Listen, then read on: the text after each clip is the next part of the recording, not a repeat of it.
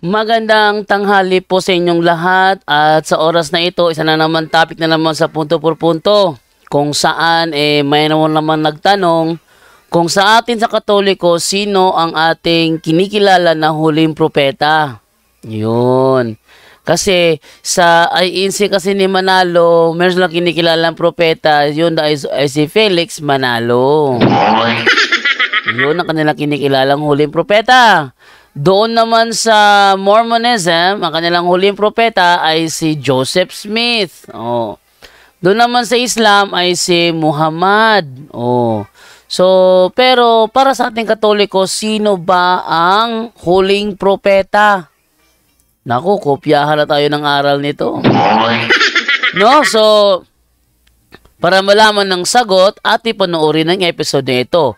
Kaya sa mga bago pa po sa aming channel, please po don't forget to hit the subscribe button at ang notification bell para maging notified kayo sa bawat video na ilalabas ko sa channel na ito. Siya nga pala, yung mga messages nyo sa akin na mga katanungan, yun isasagutin ko po doon sa aking YouTube channel, ang JDTV, straight to the point, para ma-separate naman siya sa mga ating regular episodes sa channel na ito. Kaya wag na po nating patagalin, simulan na po natin.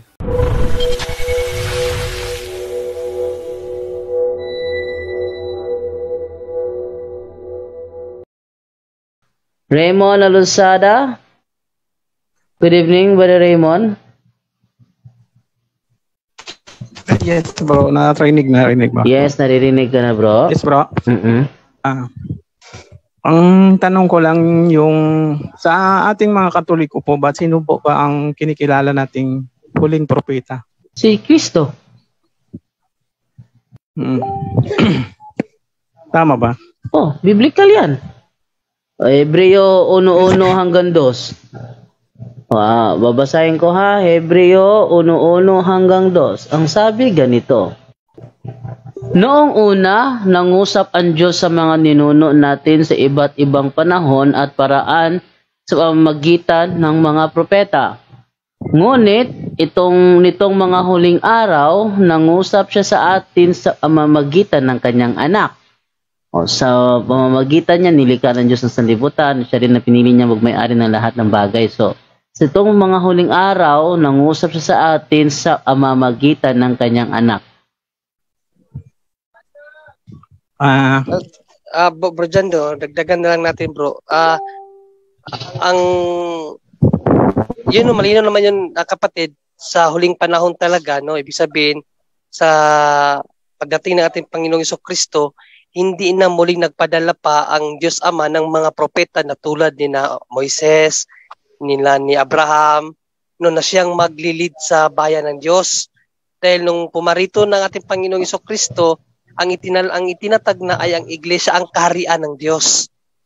Kaya wala ng mga propeta na tinatawag nating tulad ng Old Testament prophet. No, pero sa iglesia ng Diyos, meron siya mga propeta. No, itong mga kaparian, itong mga apostol, tayo, propeta rin tayo sa bagong henerasyon. Dahil yung tatlong attributes no ng ating Panginoong Jesucristo ay rin natin yun, no, na panunod, ano ba yung napanunod sa Tagalog, na nabahagian tayo nung pagiging pagkapari ni Kristo. Kaya sa pagiging Katoliko, mayroon pong dalawang uri ng pagkapari, yung ministerial priest at common priest. Tayo po, nabilog po tayo sa common priest. Lahat ng Katoliko ay pari. No, pero hindi tayo ministerial priest, yung talagang naggagawa ng misa. Hindi ho tayo yun. Tapos tayo din sa pagkahari. Pero yung pagkahari po natin Panginoong Jesucristo, hindi po katulad ng mga hari na siniserbisyuhan, kundi siya ang nagsiservisyo. At ang pangatlo, yung pagkapropeta. Diba, malinaw sa sinabi ni Bro Jando, sa huling panahon, ipinadala ng Diyos ang kanyang bugtong na anak. So, ang Panginoong Jesucristo, prophet, kaya tayo po ay mga propeta, no? Tagapahayag ng salita ng Diyos. Pero dapat po nating aralin yung ating pong pananampalataya. Hindi po yun dahil propeta tayo, ay basta na lang din tayo mangaral. Hindi po. Dapat inline po tayo sa kung ano ang katuruan ng simbahan, no? Isa po sa mga ng simbahan, Syntericum Ecclesia, to think with the church. For tayo po lahat ay propeta sa loob ng iglesia natin, Panginoong Jesucristo. Inatasan tayo na i-share ang magandang balita sa mga kapatirang hindi Katoliko. Yun lang, Bro Jando. Salamat. Okay. Brother Raymond Alusada? Follow up ako, bro. Okay, go ahead. Pwede isa pa. Kasi may ginagamit sila na talata. Yung Hebro 3:1 ba yun? Na hindi daw propeta si Kristo, isa lang apostol daw siya.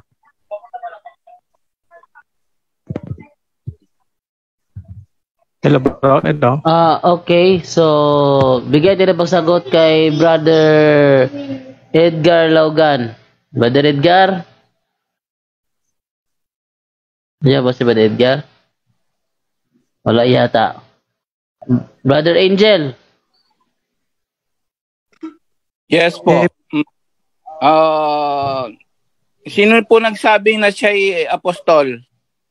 Sa ano po yon, sa Hebro 3:1, KJV version, pang salita ng Diyos. Kaya nga, mga kapatid ko sa pananampalataya at mga kapwa ko na tinawag ng Diyos na makakasama sa langit, alalahanin niyo si Jesus. Siya ang apostol at punong pari ng ating pananampalataya. Yes, so nakita mo hindi lang siya Mesiyas, hindi lang siya anak ng Diyos, kundi siya ay apostol, siya ay propeta.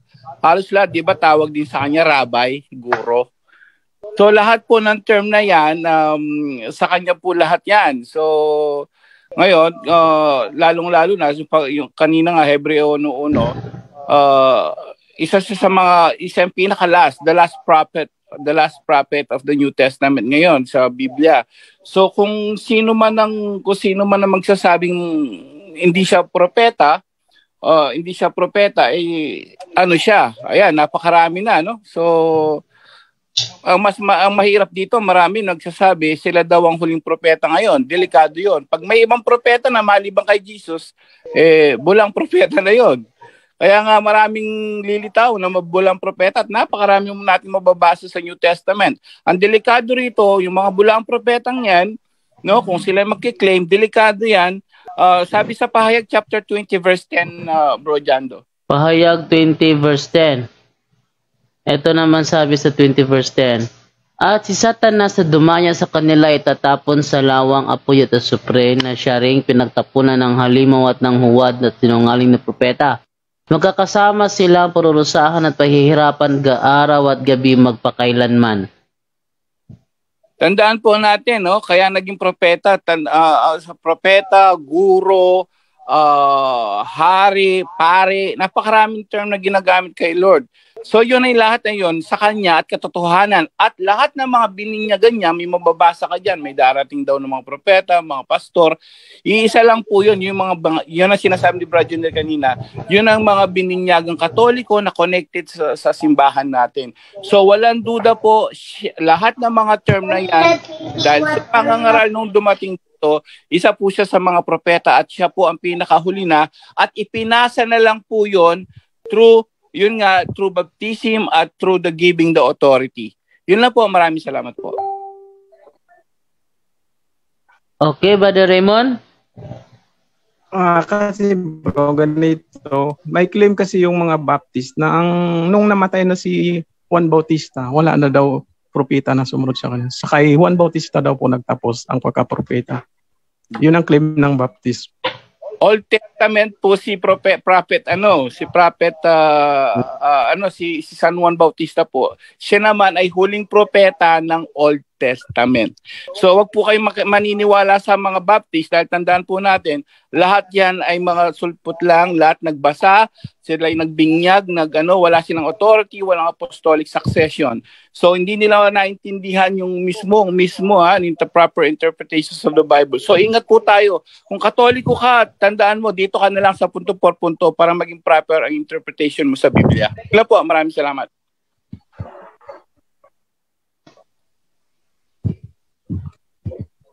Okay, Brother Raymond, okay na ba yon?